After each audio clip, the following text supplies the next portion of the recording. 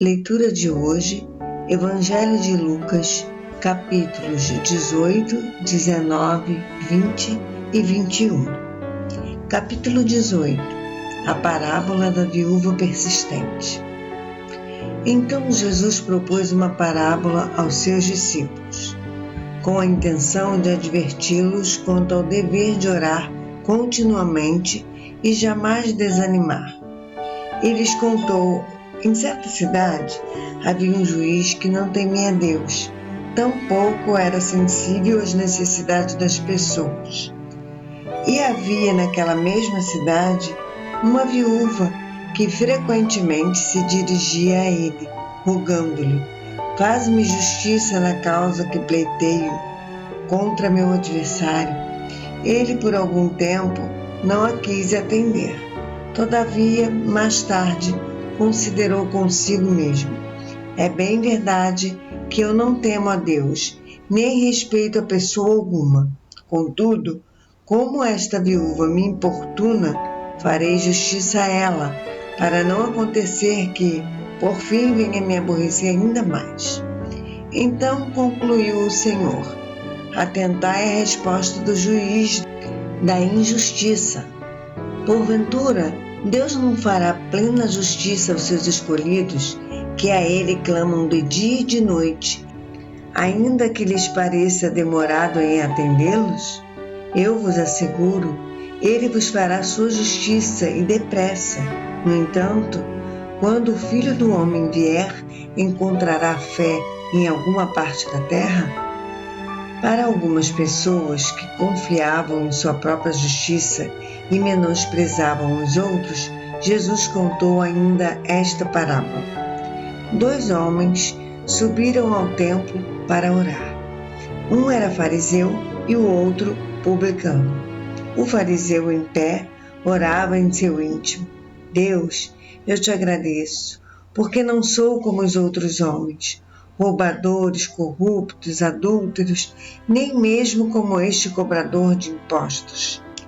Jejuo 2 vezes por semana e dou o dízimo de tudo quanto ganho. Entretanto, o publicano ficou à distância. Ele sequer ousava olhar para o céu, mas batendo no peito confessava: ó Deus, sê benevolente para comigo, pois sou pecador. Eu vos asseguro que este homem, e não o outro, foi para a sua casa justificado diante de Deus.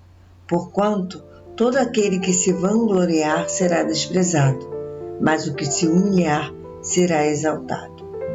O povo trazia-lhe também as crianças, para que as abençoasse.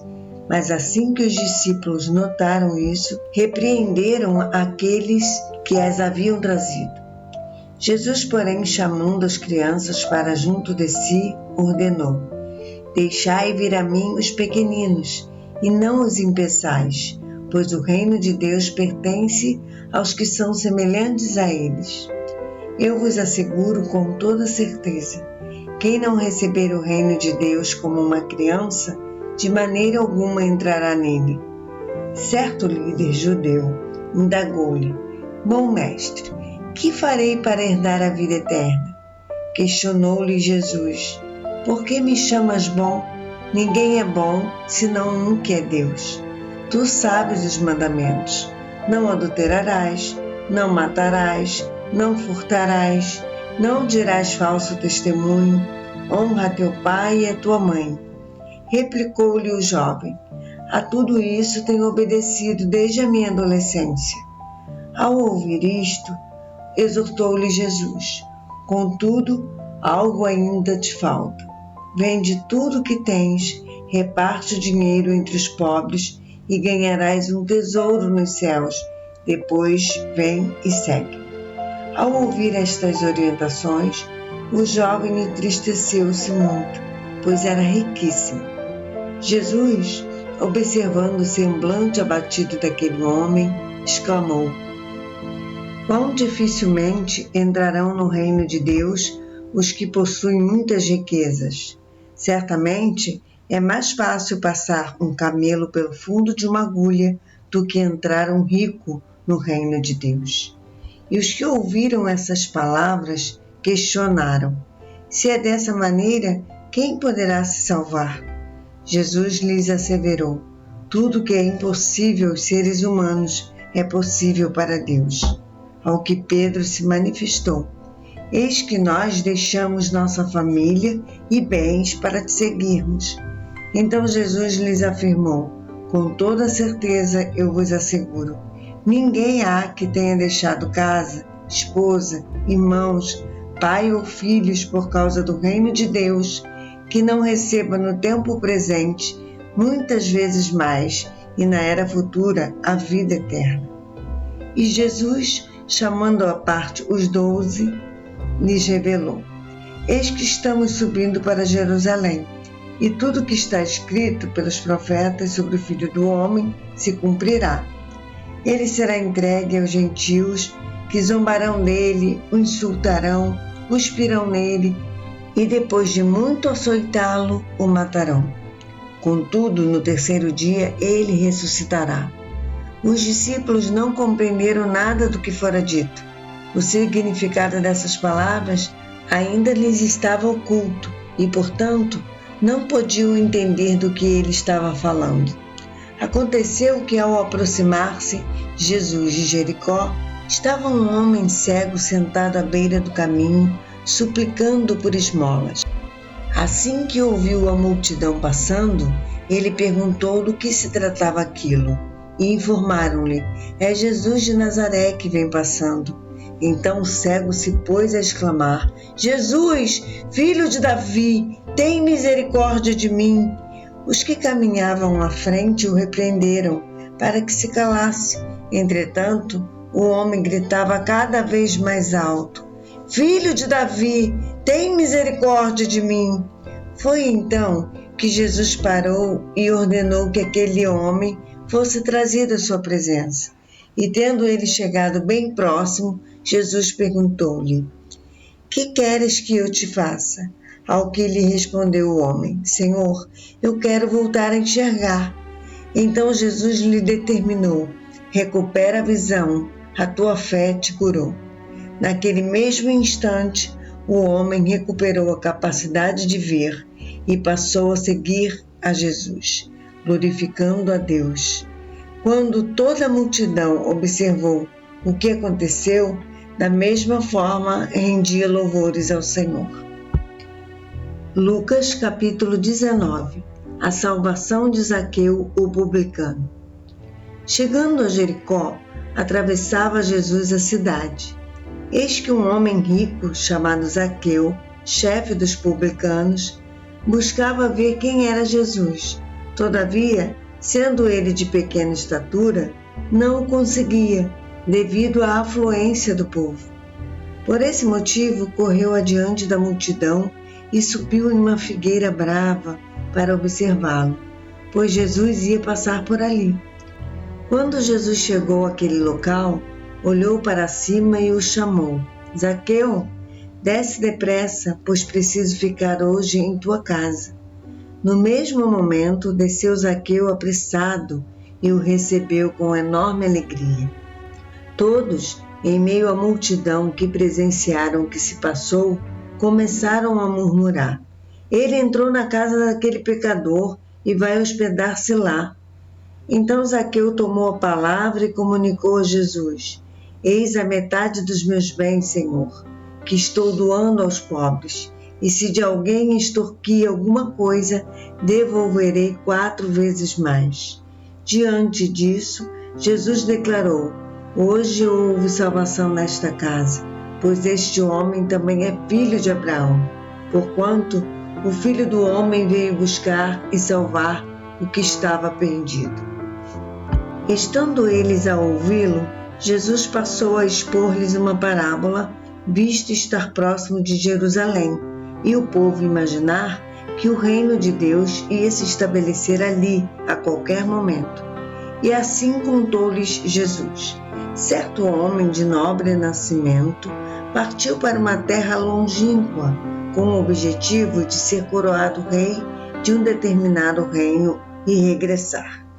Convocou 10 dos seus servos, a cada um confiou uma moeda de ouro, e orientando-os, a todos, lhes disse: fazei com que esse dinheiro produza lucro até que eu volte. Entrementes, seus súditos o odiavam e por isso mandaram uma delegação atrás dele, protestando: não queremos que este venha reinar sobre nós. Contudo, ele tomou posse do reino e voltou. Então mandou chamar os servos a quem dera o dinheiro, a fim de verificar o quanto haviam lucrado. O primeiro chegou e relatou: Senhor, a tua moeda de ouro rendeu 10 vezes mais. Ao que o Senhor o elogiou: muito bem, servo bom, e por teres sido leal no pouco, governarás sobre 10 cidades. Vindo o segundo servo, lhe declarou: Senhor, a tua moeda de ouro produziu 5 vezes mais lucro. E a este determinou: terás autoridade sobre 5 cidades. Veio então o outro servo explicando: eis aqui, Senhor, a tua moeda de ouro, que eu envolvi num lenço e conservei bem guardada. Tive receio de ti, porquanto és um homem muito severo. Tira o que não puseste e colhes o que não semeaste. Então o Senhor o julgou: por tuas próprias palavras eu o condenarei, servo mau. Sabias que eu sou homem rigoroso, que tiro o que não depositei e ceifo o que não semeei? Sendo assim, por que não investiu o meu dinheiro no banco? E então, no meu retorno, o receberia com juros.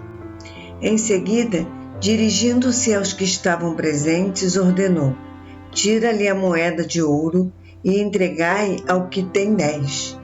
Eles argumentaram: mas, Senhor, ele já possui 10 vezes mais do que recebeu. Ao que ele proclamou: contudo, eu vos asseguro que a quem tem, mais será concedido, mas a quem não tem, até o que tiver, lhe será tirado.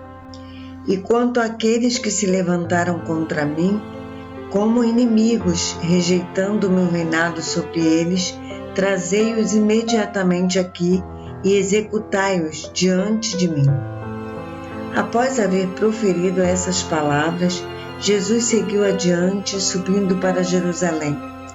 Quando iam chegando aos povoados de Betfagé e Betânia, que ficam próximos do conhecido Monte das Oliveiras, enviou 2 dos seus discípulos com a seguinte instrução: ide ao povoado que está adiante, e ao entrardes encontrareis um jumentinho amarrado, sobre o qual ninguém jamais montou. Desprende-o e traze-o aqui. Se alguém vos interrogar, por qual motivo o soltais, respondereis desta maneira: porque o Senhor precisa dele. E assim, os que haviam sido enviados foram e acharam tudo conforme ele lhes tinha dito. Quando eles estavam desamarrando o jumentinho, os seus donos lhes indagaram: por que estáis soltando o jumentinho? Diante do que replicaram: porque o Senhor precisa dele. Então puderam trazê-lo até Jesus, colocar os mantos de montaria sobre o jumentinho e ajudaram Jesus a montá-lo. E assim, enquanto ele seguia em procissão, o povo estendia os seus mantos pelo caminho. Ao chegar próximo da descida do Monte das Oliveiras, toda a multidão dos discípulos começou a louvar a Deus com grande alegria e em alta voz, por todos os milagres que haviam visto, e exclamavam: bendito é o Rei que vem em nome do Senhor. Paz no céu e glória nas maiores alturas. Porém, alguns dos fariseus que estavam no meio da grande multidão sugeriram a Jesus: Mestre, repreende os teus discípulos. Jesus, entretanto, lhes afirmou: eu vos asseguro, se eles se calarem, as próprias pedras clamarão. Quando ia chegando, assim que viu a cidade, Jesus começou a chorar sobre ela e proclamou: ah, se tu compreendesses neste dia, sim, tu também, o que traz a paz. No entanto, agora, isto está encoberto aos teus olhos. Virão dias em que teus inimigos te cercarão de trincheiras e por todos os lados te ameaçarão, apertando grande cerco contra ti. Também lançarão por terra tu e os teus filhos, que estão dentro de ti. Não deixarão em ti pedra sobre pedra, porque não reconheceste a maravilhosa oportunidade que tiveste com a visitação de Deus. Mais tarde, entrando no templo, começou a expulsar os que ali estavam negociando, repreendendo-os. Está escrito: a minha casa será casa de oração. Porém, vós a transformastes num covil de estelionatários. Todos os dias, Jesus ensinava no templo. Entretanto, os chefes dos sacerdotes, os mestres da lei e os líderes do povo tramavam algo para destruí-lo. Contudo, não conseguiam encontrar um meio para executar seus planos, pois todo o povo estava absolutamente sob o domínio das suas palavras. Lucas, capítulo 20. A autoridade de Jesus é questionada. E aconteceu que num daqueles dias, enquanto Jesus estava ensinando e evangelizando o povo no templo, aproximaram-se dele os chefes dos sacerdotes, os mestres da lei e os líderes religiosos, e o questionaram nestes termos: Dize-nos, com que autoridade procede como tens feito? Ou melhor, quem te deu tal autoridade? Replicou-lhes Jesus: Da mesma forma eu vos questionarei. Dizei-me, o batismo de João tinha autorização do céu ou dos seres humanos? Diante disso, eles discutiam entre si. Se afirmarmos do céu, ele nos indagará: então, por qual motivo não acreditastes nele? Por outro lado, se respondermos dos seres humanos, todo o povo nos apedrejará, pois estão convictos de que João era o profeta. Por fim, alegaram que não sabiam. Então Jesus lhes respondeu: Pois nem eu vos digo com que autoridade faço o que faço. Em seguida, passou Jesus a expor ao povo esta parábola. Certo homem plantou uma vinha, arrendou-a para alguns vinicultores e saiu de viagem por longo tempo. Na época da colheita, ele enviou um servo aos vinicultores para receber a sua parte nos lucros da vinha. No entanto, os vinicultores, depois de o espancarem, o mandaram embora de mãos vazias. Diante do ocorrido, enviou-lhes outro servo, mas eles, da mesma forma, a estes esbofetearam e, depois de o humilharem, o despediram sem nada. Mandou ainda um terceiro servo. Todavia, a este também muito feriram e expulsaram da vinha. Então disse o proprietário da vinha: Que farei? Enviarei o meu filho amado. É possível que a este respeitem mais. Contudo, assim que os vinicultores o viram, tramaram entre si, argumentando: Este é o herdeiro. Ora, vamos matá-lo e assim a herança caberá a nós. E, atirando o filho para fora da vinha, o assassinaram. E agora, o que lhes fará o dono da vinha? Virá e destruirá aqueles vinicultores maus e dará a vinha a outros. Quando o povo ouviu isso, exclamou: Que tal coisa jamais ocorra! Porém, Jesus olhou bem nos olhos de cada pessoa e indagou: Então, qual é o significado do que está escrito? A pedra que os construtores rejeitaram, esta veio a ser a principal pedra angular. Todo o que bater contra esta pedra será despedaçado, e aquele sobre quem ela vier a cair será reduzido a pó. E naquele mesmo instante, os mestres da lei e os chefes dos sacerdotes tentavam de alguma maneira prender a Jesus, pois perceberam que fora contra eles que ele havia exposto esta parábola. Contudo, temiam a reação do povo. Então, Eles se dispuseram a vigiá-lo e, para tanto, subornaram espiões que se fingiram justos para apanhar Jesus em qualquer eventual deslize verbal e, com isso, poder entregá-lo à jurisdição e à autoridade do governador. E por isso, os espiões lhe apresentaram a seguinte questão: Mestre, sabemos que falas e ensinas o que é correto e que não julgas pela aparência, mas ministra o caminho de Deus de acordo com a verdade. Pois bem, é certo pagar impostos a César ou não? Jesus percebeu a astúcia deles e lhes ponderou: Mostrai-me um denário, de quem é a imagem e a inscrição estampadas? Imediatamente replicaram: de César. Ao que ele lhes orientou: Dai, portanto, a César o que é de César, e a Deus o que é de Deus. Não conseguiram apanhá-lo em palavra alguma perante a multidão, e, assombrados com a sua resposta, ficaram em silêncio.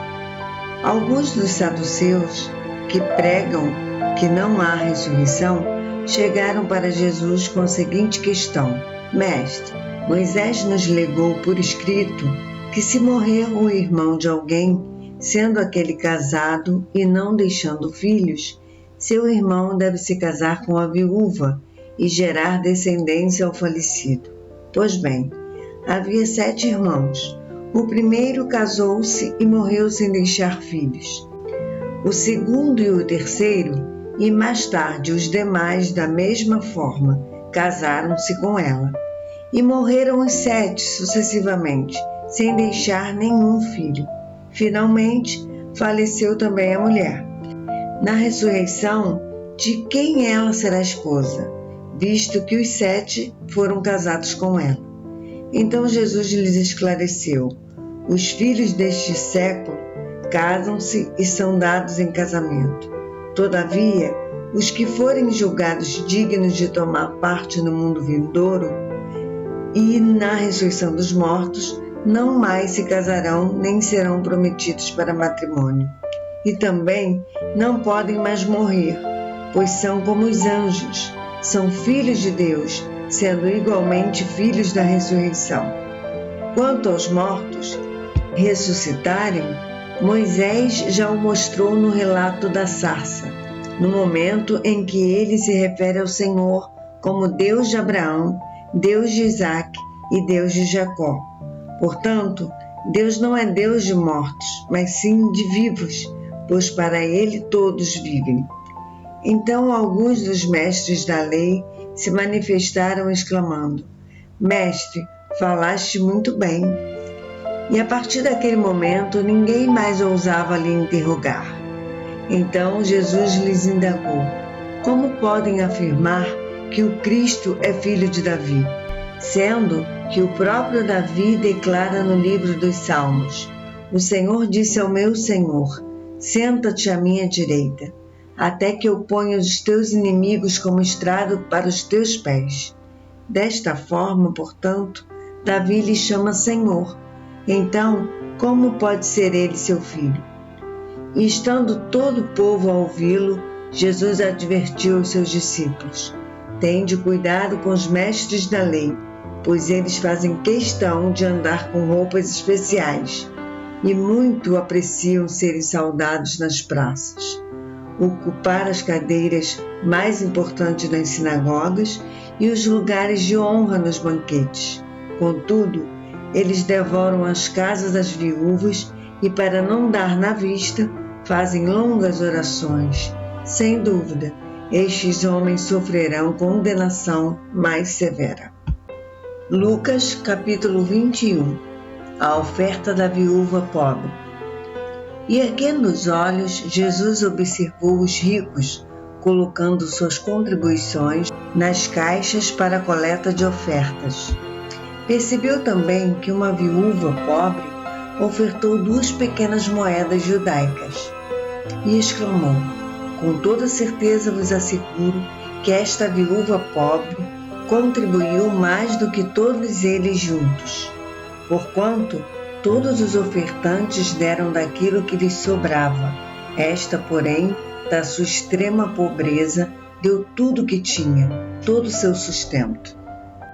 Alguns dos seus discípulos começaram a falar com admiração sobre a magnificência do templo, edificado com enormes pedras e portentosas obras de artes dedicadas a Deus. Então lhes declarou Jesus: chegarão os dias nos quais de tudo que vedes aqui não será deixada pedra sobre pedra que não seja derrubada. Então indagaram de Jesus: Mestre, quando acontecerá tudo isso? E que sinal haverá quando tais eventos estiverem para se cumprir? Esclareceu-lhes Jesus proferindo: Cuidai para que ninguém vos iluda, pois muitas pessoas virão em meu nome proclamando: Ele sou eu, e ainda: chegou o final dos tempos, a estes não sigais. Quando ouvirdes falar de guerras e revoluções, não vos apavoreis, pois é necessário que estes fatos venham primeiro. Contudo, o final dos tempos não ocorrerá em breve.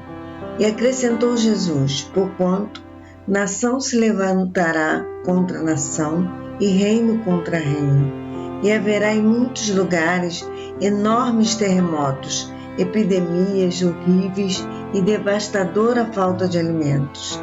Então sucederão eventos terríveis e surgirão poderosos fenômenos celestes. Entretanto, antes que tudo isso aconteça, vos prenderão e perseguirão, e assim vos entregarão às sinagogas e aos cárceres, e sereis conduzidos à presença de reis e governadores, e tudo isso por causa do meu nome. Porém, isso vos será uma oportunidade para que deis testemunho.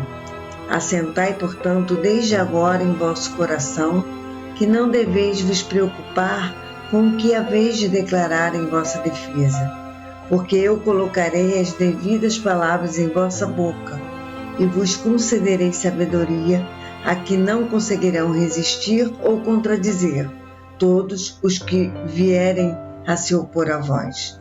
Mas sereis traídos até por pais, irmãos, parentes e amigos, e matarão alguns de vós, e por todos sereis odiados por causa do meu nome. Contudo, não se perderá um único fio de cabelo da vossa cabeça.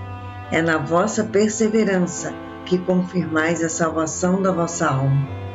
Quando virdes exércitos fechando o cerco ao redor de toda Jerusalém, sabei que é chegada a hora da sua absoluta destruição. Então, os que estiverem na Judéia, refugiem-se nos montes, mas os que estiverem na cidade, saiam imediatamente, e os que estiverem nos campos, não venham para ela. Porquanto, estes serão os dias da vingança, a fim de que se cumpra tudo o que está escrito. Ai das que carregam no ventre seus filhos, e daquelas que amamentam naqueles dias, porque haverá grande aflição na terra e ira contra este povo. Eles sucumbirão ao fio da espada, e muitos serão levados como prisioneiros para todas as nações. Jerusalém será pisoteada pelos gentios, até que passe o tempo de poderem agir assim. E haverá sinais no sol, na lua e nas estrelas. Na terra, as nações ficarão desesperadas, com medo do terrível estrondo do mar e das ondas. Muitas pessoas desmaiarão de terror, preocupadas com o que estará sobrevindo às populações do mundo, pois os poderes do espaço sideral serão abalados. Então se observará o Filho do Homem vindo numa nuvem com poder e portentosa glória.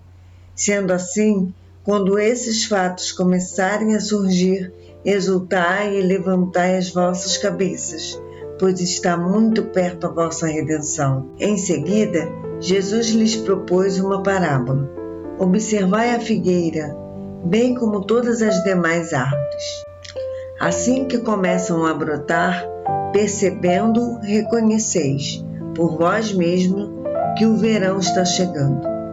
Da mesma forma, quando notardes que estes eventos começam a ocorrer, sabei que está próximo o reino de Deus. Com toda certeza vos asseguro que de modo algum passará esta geração sem que todos estes fatos aconteçam. Porquanto o céu e a terra desaparecerão, contudo as minhas palavras de maneira nenhuma passarão. Tende cuidado de vós mesmos, para que jamais vos suceda que o vosso coração fique sobrecarregado com as consequências da libertinagem, da embriaguez e das ansiedades desta vida terrena, e para que aquele dia não se precipite sobre vós de surpresa como uma armadilha, pois ele certamente virá sobre todos os que vivem na face de toda a terra. Vigiai, portanto, em todo o tempo, orando para que possais escapar de todos estes eventos que estão para acontecer e apresentar-vos em pé diante do Filho do Homem. Jesus passava o dia ensinando no templo e ao pôr do sol caminhava até o monte chamado das Oliveiras, onde passava a noite. Ao raiar do dia, todo o povo se dirigia ao templo para ouvi-lo. A leitura de amanhã será o Evangelho de Lucas, os capítulos 22, 23 e 24. Fique com Deus e até amanhã, se o Senhor nos permitir. Abraços.